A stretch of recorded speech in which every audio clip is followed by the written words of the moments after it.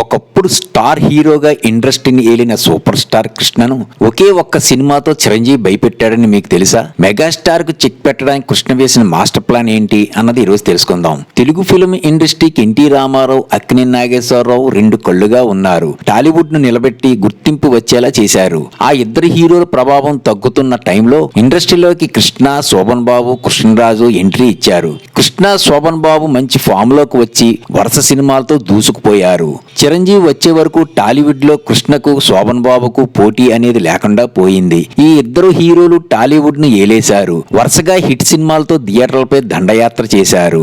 ఎన్టీఆర్, ఏఎన్ఆర్ లు హీరోలుగా దూకుడు మీద ఉన్నప్పుడు వారిని దాటి సక్సెస్ సాధించడం చాలా కష్టమైన పని. కానీ కృష్ణ చాలా తెలివిగా ఆలోచించి తన టాలెంట్ చూపించాడు. టాలీవుడ్ కు కొత్త కొత్త టెక్నాలజీని పరిచయం చేశాడు. అప్పటి వరకు ఏ హీరో టచ్ చేయని జానర్ లో సినిమాలు ప్రయత్నించారు. Action scenes, cowboy movies, James bond movies, colour screen, special sound effects తో పాటు రకరకాల పాత్రను ప్రయత్నించి తెలుగు ప్రేక్షకుల చూపు తన వైపు తిప్పుకున్నారు సూపర్ స్టార్ కృష్ణ. ఇలా టాలీవుడ్ లో ఆయన క్రియేట్ చేసిన రికార్డులు అన్నీ ఇన్ని కావు.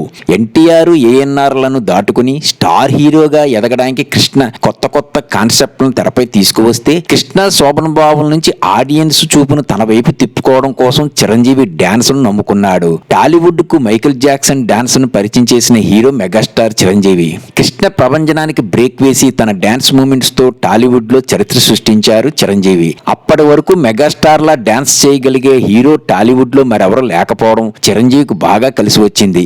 దానికి తోడు యాక్షన్ సీక్వెన్సులు కూడా మెగా ఇమేజ్లు పెంచేశాయి. సూపర్ స్టార్ కృష్ణ ప్రభంజనం తట్టుకుని నిలబడ్డ చిరంజీవి చిన్న చిన్న సినిమాలు చేస్తూ ఖైదీ సినిమాతో టాలీవుడ్ లో సంచలనంగా మారాడు. ఈ సినిమాతో అప్పటికే హీరోలుగా ఉన్న కృష్ణ, శోభన్ బాబులకు కాస్త భయం స్టార్ట్ అయింది. ఖైదీ సినిమా ఏ రేంజ్ లో హిట్ అయిందో చూసిన తర్వాత కృష్ణలో ఆలోచన పెరిగిపోయింది.